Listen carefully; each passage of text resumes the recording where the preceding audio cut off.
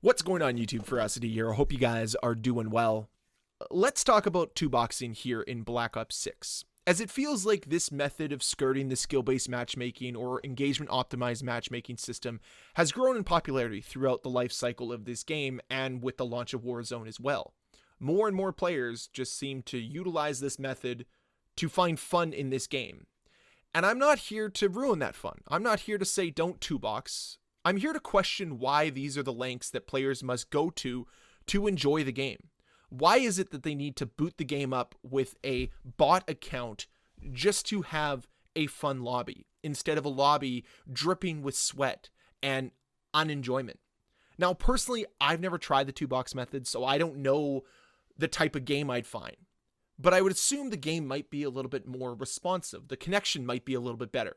Because I personally believe that the skill-based matchmaking system that's here in Black Ops 6 makes your connection worse, makes the hit detection worse, because they are trying to prioritize player skill and player engagement versus finding you a good connection. And the more that they promote this skill-based matchmaking system, the worse your connection is, or at least that's how it feels. Because prior to skill-based matchmaking really taking over and this argument being a part of the zeitgeist for Call of Duty, the connection was never as bad as it is now. Yes, there was lag compensation, but there was never packet burst. There was never constant extrapolations within the connection. It seems to be a constant now. A consistency. The one consistency Call of Duty seems to have. And I question how much these two are correlated. But let's not go down that wormhole too much. I could probably talk your ear off all the livelong day about the connection in this game and about skill-based matchmaking. So let's bring it back to two boxing. Because it seems that maybe, just maybe, Activision might have patched it. This from Charlie Intel. Activision may have quietly patched the ability to do the two-box method for easier lobbies in Warzone. It is now reportedly not possible to join a Warzone game pre-lobby match or a match in session with the Season 1 Reloaded update last week. Okay. What is Call of Duty? Blanket question. What is it? Okay, it's a first-person arcade shooter. Good. What is the point of online games? To be part of a community, to play a game against other people, yes. But what about playing with your friends? Isn't that a part of online video games? Exactly, it is. So, if they have hindered the ability to join a Warzone game pre-lobby or a Black Ops 6 multiplayer game pre-lobby, or a match in session, what are they doing? Just trying to deteriorate the social aspect of Call of Duty more? We already know people are fed up. They are leaving. They're tired of the cheaters. They're tired of the bad connection. They're tired of the skill-based matchmaking. So now they've decided to counter that by eliminating the ability to just chill out with your friends. Sweat with your friends even. So this seems to be a pretty bad fix. Now, unfortunately, I can't test it. This is all speculation. This is all rumors. So I ask you, this community that might two-box, I'm not going to rat you out if you do. Has it been patched? Has it been fixed? If so, why? Honestly, are we that concerned about new players going up against good players? Why is this such a problem? There used to be a time in the Call of Duty community where we embraced bad players and we said, find a way to have fun regardless. Like, everybody is talking about this message of the day from Black Ops 2 welcoming in all of the new players because of Christmas. So let's go to this message first. Happy holidays. Let's talk Christmas noobs. It's that time of the year again where thousands of new players join the online ranks for the first time. We'd ask you to go easy on the Christmas noobs, but we know you won't. That's the main takeaway here. This used to be celebration within the community. New players coming in and we welcome them in by just absolutely disposing of them. But did it push these players away, or did they stick around and enjoy the game? Probably a little bit of both. Some left, some stayed, and that's just the way it is with any video game. But of course, Call of Duty has completely changed their focus. The focus during the Black Ops 2 era was trying to deliver you the best game possible. But now, with Black Ops 6, it's not about delivering the best game possible. It's trying to optimize your engagement so you, in turn, spend money. Because back during Christmas in 2012, when those Christmas noobs came into the game, the only thing you could buy was the game itself. So Call of Duty had already extracted as much money from you as they could, unless of course you bought the season pass, which was a little bit of extra money. The first time you could have spent money outside of the season pass was DLC 1, which released January 29th. So you would have had to stick around a full month to play new content, to buy new content, versus what we see here in Black Ops 6, where there have already been dozens of new bundles for you to spend your money on, and a battle pass for you to spend your money on. So Call of Duty sees every player leaving as a missed opportunity to rake in money from the battle pass and from microtransactions. So that is why they're so hard pressed on engagement. Which brings us back to two boxing as a whole. This whole system and the way it is built has to crumble, has to fall apart, because it's not working for anybody. Two boxing is going to push bad players away from the game and good players once you start to patch it. The SBMM system as a whole frustrates your entire player base.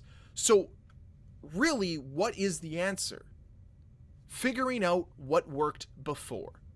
Because I'll tell you this, Black Ops 2, with all of the type of content, the content system that we have now, would be making billions of dollars for Call of Duty, more than what we see now, because it was a good game built on a good foundation and it had enjoyable content. Could you imagine Season 1 being the content we received in the first DLC pack for BO2? Let's just go back to that for a second. In this DLC pack, we got Grind, Downhill, Hydro, Mirage. We also got Die Rise as a zombies map, and the first time ever in Call of Duty history, we had our first DLC weapon, which was the Peacekeeper. Do you remember the Peacekeeper back in Black Ops 2? Yeah, that thing was awesome. And all of this that we were offered was awesome. Grind is held up as one of the best maps we've ever seen in Call of Duty. So why is it that we have departed so far from what worked in BO2 to now? Do you not think that a good game built on a good foundation would reap the benefits of having this new system? It 100% would. So I'm not sure why they are so hell-bent on trying to prevent avenues for players to have fun. I'm not sure why they're so hell-bent on nerfing two boxing when in reality they should be going after cheaters. They should be going after and finding better servers. They should stop trying to include AI in every aspect of their game development and bring humans back into the fold. That's how you make better games. And telling me right now that the game is optimized for my engagement is just incorrect. It's wrong. I get why people two box, because it optimizes their engagement. It optimizes their fun. Heck, it even allows you to be a little bit more social. I'm sure those lobbies are a little bit more enjoyable than what you have every single game. It becomes a boring, repetitive system that punishes you for trying to get better, punishes you for doing well. Why does anybody want to play in a system like that? It seems counterintuitive, and yet you have morons on the other side that bootlick for Call of Duty and say, this is the only system that works. If you got rid of SBMM, the game would turn into X-Defiant. No, it wouldn't. You don't even have to get rid of SBMM completely. You just have to turn it down a bit. Get it to the levels that it was at during BO2, because for those of you that don't know, there was skill-based matchmaking as early as Black Ops 2. Maybe even earlier, they've reported. But it wasn't that intrusive at the time. The system we have now is far more intrusive, far more dictating of your fun. So to bring this all back together, bring it back to two boxing, why are they so hell-bent on fixing this? Why are they so hell-bent on forcing you to play within the skill-based matchmaking parameters? It's because they believe that this is the only method to retain you. There is no forethought with this. They believe that this system is the only system that will get you to play the game longer. They are not interested in trying to deviate from this. They are not interested in trying to see if anything else will work. And I know people will point to that test they released last year And now they'll always hammer the point home. That was a flawed test to begin with.